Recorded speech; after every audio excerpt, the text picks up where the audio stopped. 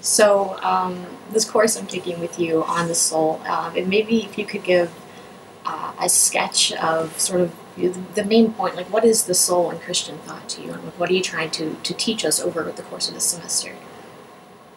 It's a nice brief question. The answer can't be very brief. Well,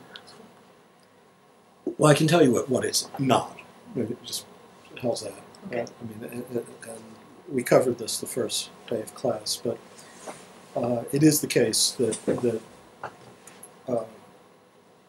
debates over the nature of the soul, or the nature of the human being in modern culture, and specifically more and more philosophy of mind, which seems to have subsumed into itself what are often mistaken to be for the classical questions regarding the soul, is all post-Cartesian in one sense or another.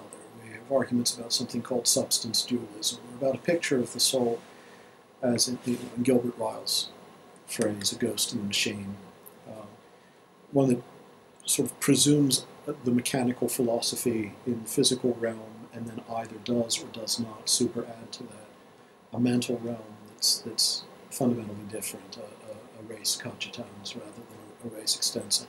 And even those who reject this picture on the sort of material side are rejecting only that picture, convinced that that in itself is an adequate representation of what talk of psyche or soul is in Christian tradition. And so we get various models of attempts to explain consciousness in terms of mechanistic processes, all of them inherently defective because it's not a philosophical project that has a terminus, and it's certainly not a scientific project as yet, or I'm not sure it ever can be, for a number of simple logical reasons.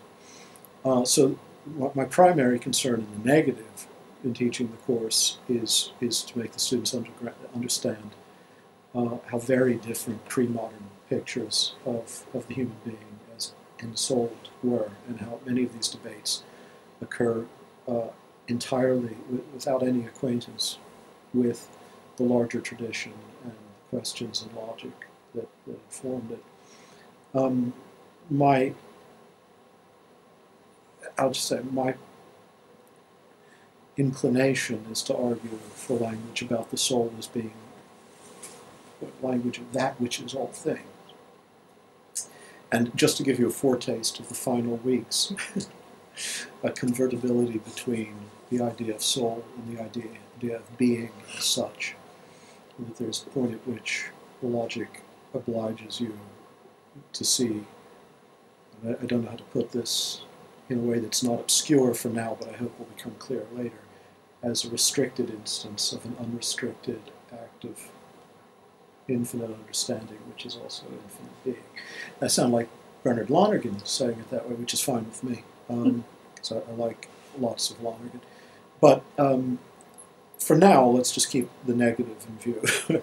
That what we tend to mean by soul in modern discourse is determined by a very specific set of philosophical and, at least, if not scientific, at least methodological decisions that are all part of the emergence of modern style of thinking about reality, and principally the mechanical philosophy, a vision of reality in which we prescind entirely from any notion of formal or final causality and think of causality entirely in terms of force and mechanistic efficiency, efficient causality.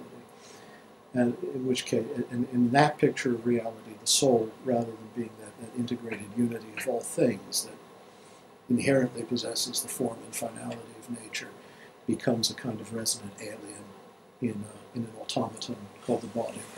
And God is a sort of either present or absent mechanic or demiurge inside or outside the automaton called the universe. And it's very sterile and circular, and ultimately, and I want to point out, the last thing I'll say about this is it's not just secularist critics of Christianity or religious belief in general, you'll find that Christian apologists often adopt this very same tacit metaphysics in trying to argue for the soul. I know some very redoubtable Christian apologists who are basically apologists for Cartesian, for a sort of simplified Cartesianism. We're talking about the soul, convinced that in arguing for this view of the matter, they're arguing for the inherently Christian view. And one hopes that they're wrong.